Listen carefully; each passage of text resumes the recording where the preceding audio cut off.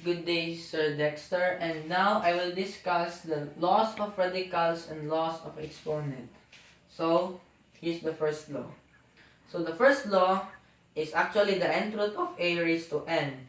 Take note that a have the same index, therefore I can factor it out. So, this is the same as a. Second law.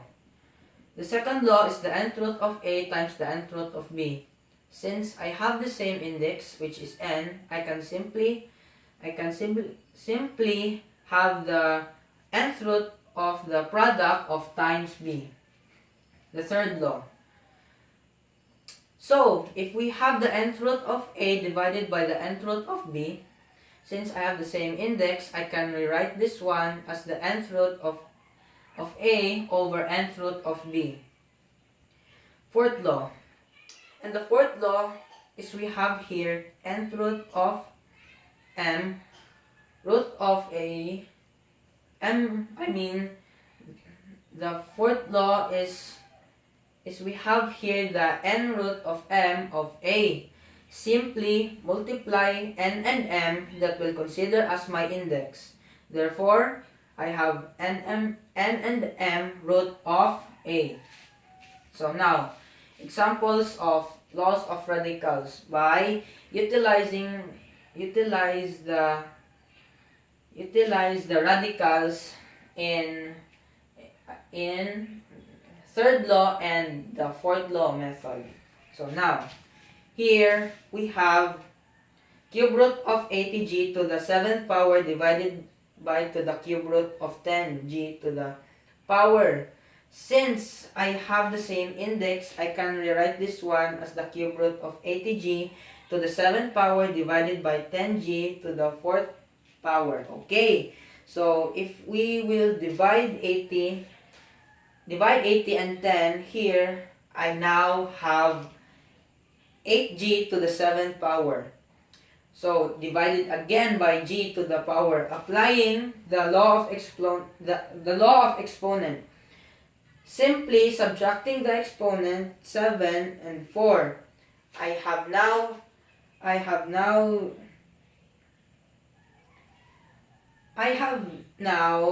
3. So therefore we have 8. 8 or cube root of g. And now I'll extract the cube root. So this means of 8, which is equal to 2. And cube root of g, so therefore it is equals to 2g. So now, the fourth law method. So, square root of cube root of 49. As I have observed, 49 is not a perfect square, but rather a perfect squared. The same root is of outside. Since the square root is of outside, cube root is in inside. Let's exchange. So let's exchange it to simply. So it will become cube root of squared root of 49. So we can see now that I have exchanged their index. So now it will become cube root in outside and square root in inside. Since the 49 is a perfect square, now I copy this radical sign.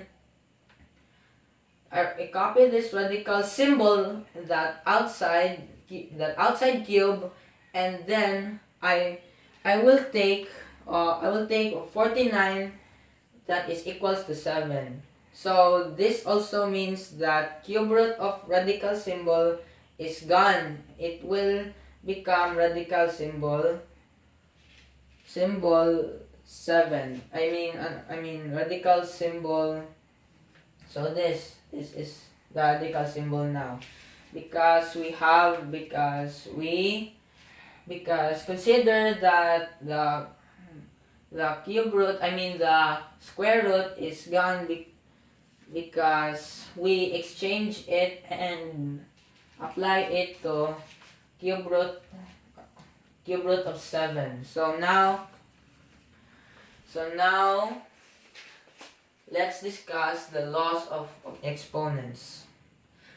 So let's start with product of law. When you are multiplying expressions with the same, the product of law with the same base, what you have to do is to keep the base and add their exponent. So example, x raised to 5 times x raised to 5 times x raised to 4. As you can see, they have the same base. Therefore, we have to keep the base and add their exponent. 5 plus 4, so they will give us 9. So the answer is x raised to 9. So now, example number 2. So here we have 2 cubed times 2 squared. As you can see, they have the same base. Both are 2. So when I have to do is to keep the base, then add their exponent. To keep the base and add their exponent. So here we have